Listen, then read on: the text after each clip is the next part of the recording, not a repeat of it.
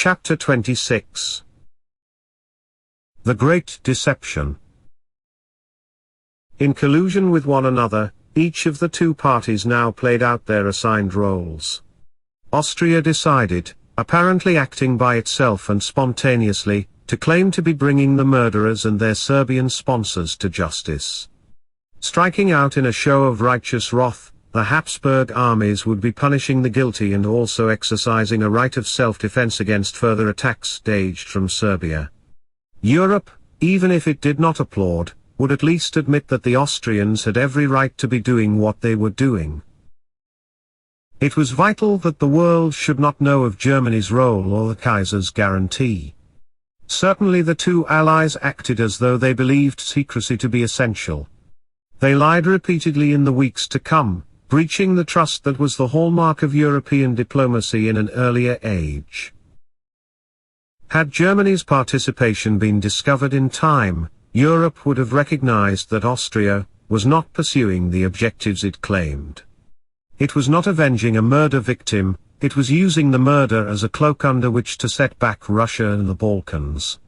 Europe would have seen what Austria intended was not to punish Serbia but to destroy it, not to defeat Serbia, but to wipe it off the map. And the world would have realized that Germany was not, like France or Italy, an innocent bystander, but a full participant in Austria's project.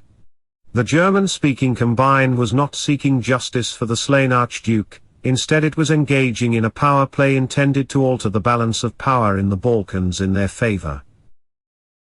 So Austria had to attack and subjugate Serbia before anybody fully realized that anything was afoot. Europe had to be lulled into believing that Austria was going to do nothing at all until weeks of judicial inquiry had concluded with the fixing of responsibility on the guilty parties. Unaware of what was planned, Europe would take no precautions. To dupe Europe, the leaders of Germany and Austria would have to become play actors. It long had been the custom of Europe's leaders to take summer holidays. In early July, Berchtold had the notion, as did Bateman, of lulling the European world into a sense of illusory security by pretending to follow their normal July schedules. Berchtold told his war minister and his army chief of staff to go away on vacations to prevent any disquiet. Emperor Franz Joseph resumed his holiday. Chancellor Bateman attempted the same ruse and made a show of being at his country estate. Tirpitz was vacationing in the Black Forest. Moltke was at the famous spa of Carlsbad, taking the waters. The foreign minister was on his honeymoon. Moltke's and Tirpitz's deputies were on holiday. So was the Minister of War. The Germans, once installed in their vacation retreats, seemed to have done their best to remain there and to look innocent. On the advice of the Prime Minister, Kaiser Wilhelm reluctantly went off on his scheduled cruise, though he found the whole exercise in deception childish. It seems not to have occurred to him at the time that his Chancellor was dispatching him on his voyage in order to get him out of the way. The special oddity of July 1914 therefore, was that those fateful activities that were going on were not visible. It was like a play in which everything of importance happens off stage. Early in the morning of Monday, July 6, before embarking, the Kaiser sent for several officers to deliver messages for him. Admiral Eduard von Kappel, Tirpitz's deputy, received a phone call between 7 o'clock and 8 a.m. summoning him. He found Wilhelm in the garden of his palace. Kappel recalled, "The Emperor walked up and down with me for a short while and told me briefly of the occurrences of the day before the blank check to Austria, an account of which Kappel apparently was to give to Tirpitz." The Kaiser did not believe in serious warlike developments. According to his view, the Tsar would not in this case place himself on the side of regicides. Besides that, Russia and France were not prepared for war. The Emperor did not mention England. On the advice of the Imperial Chancellor, he was going to start on the journey to Northland, in order not to create any uneasiness.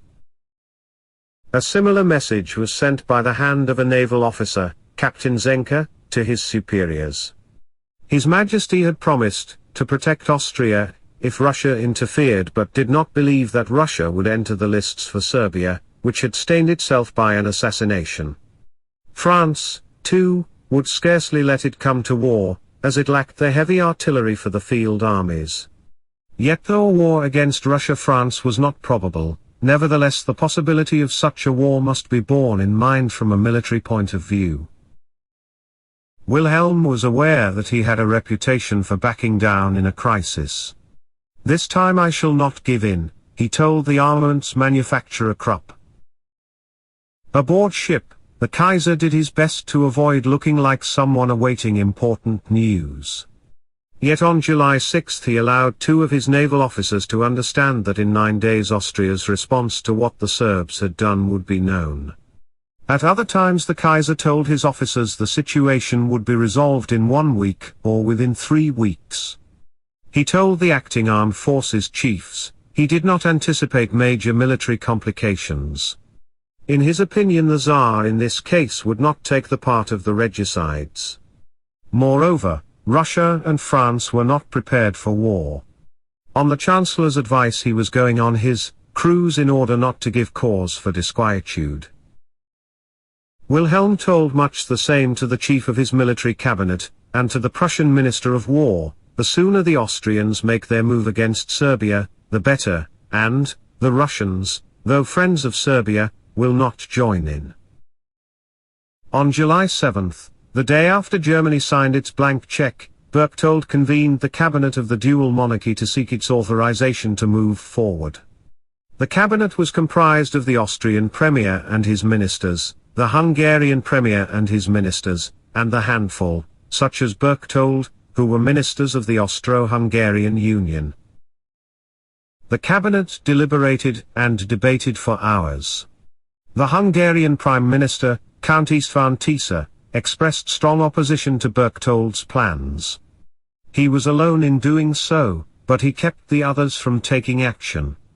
Tisza warned that an invasion of Serbia by the dual monarchy would, as far as can humanly be foreseen, lead to an intervention by Russia and hence to a world war.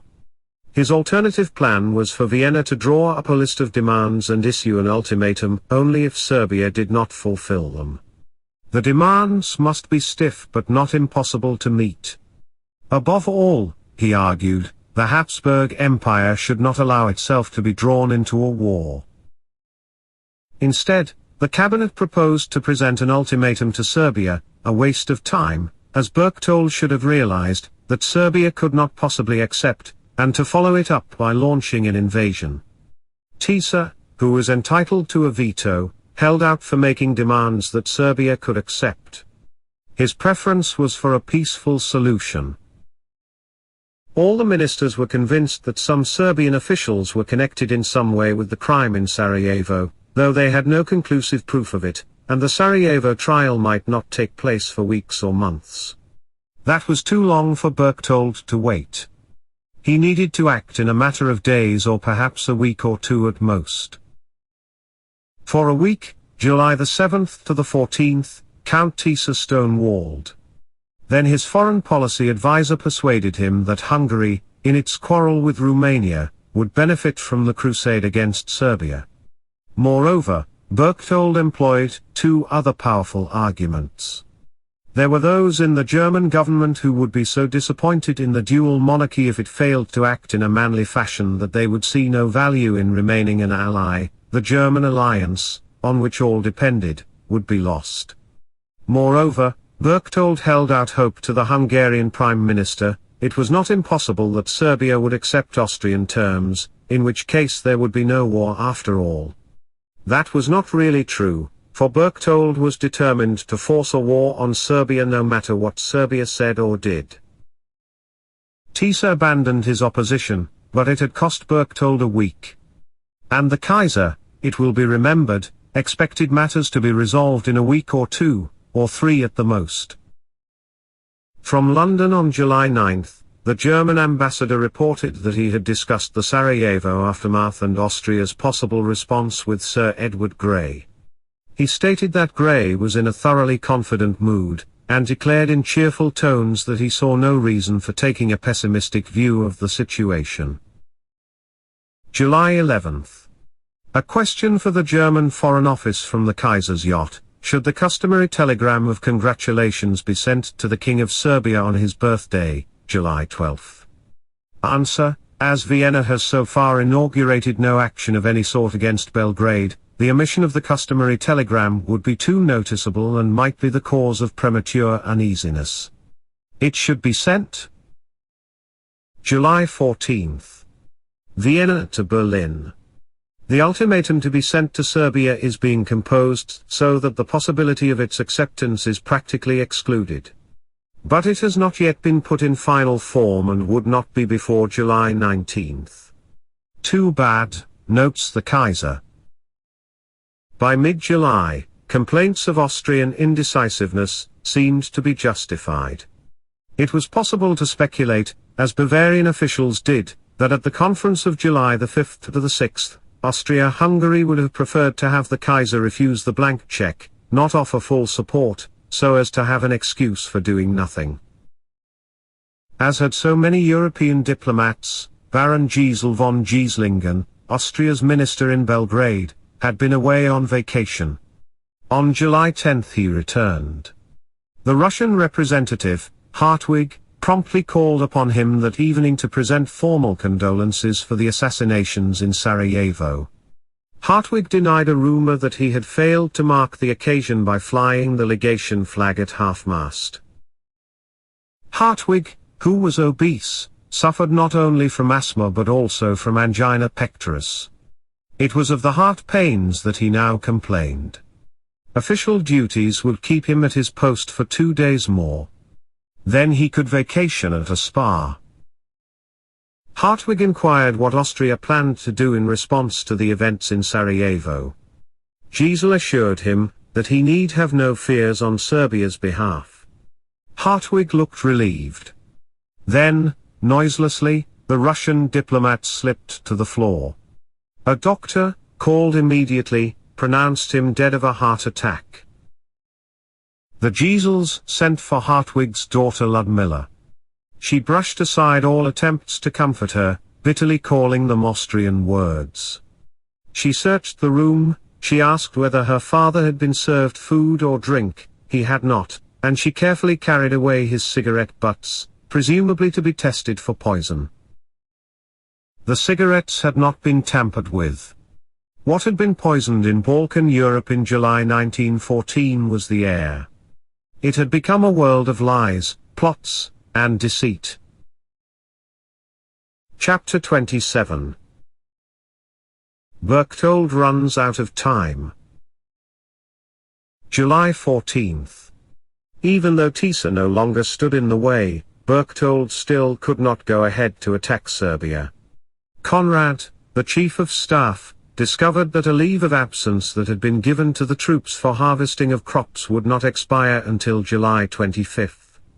An emergency recall would have signaled Vienna's warlike intentions. It could not be done. To strike before then would be imprudent, the Austrians decided, for another reason. The President and the Prime Minister of France were about to pay a state call on Russia. Therefore the leaders of the two allies would be together, able to concert their response to whatever moves Austria might make.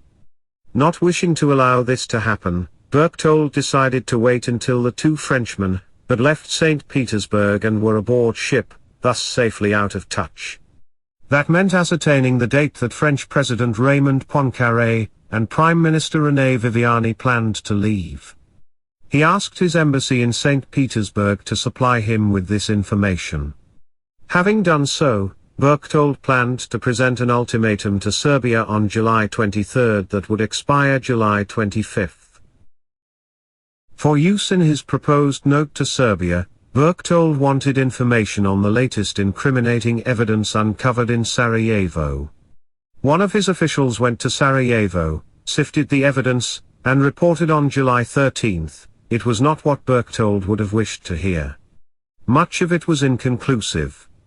The Austrian investigators had found that there is nothing to prove or even to suppose that the Serbian government is accessory to the inducement for the crime, its preparation, or the furnishing of weapons. On the contrary, there are reasons to believe that this is altogether out of the question. All that could be found was that the assassins had been aided by persons with ties to government. To wait for conclusive evidence of Serb guilt to surface was no longer an option. Berchtold would have to go forward with the drafting of his ultimatum without the evidence to back him up. Yet another delay threatened. Conrad advised that the armed forces would not be ready to invade Serbia until August 12. That would be 7 weeks after the assassinations, far too long for launching an attack on Serbia that Europe would excuse as an unthinking reaction. What was Berchtold to do? What was he to tell Berlin? He had run out of time. What was happening? Berlin inquired. Vienna did not answer because Berchtold had no reply to give. Chapter 28. The secret is kept. Berchtold kept the Germans in the dark, in effect maintaining radio silence. He had a plausible excuse. To achieve surprise in his planned assault on Serbia, he had to keep anyone outside the existing circle from knowing what was going on. As communications could be intercepted and deciphered, it was best to communicate as little as possible with anyone. Keeping the secret proved difficult. The German Foreign Office passed on to its ambassador in Italy a general sense of Austria's thinking. The ambassador mentioned it casually to Foreign Minister Antonio di San Giuliano. Italians rarely were entrusted with secrets by the great powers because of their reputation for indiscretion.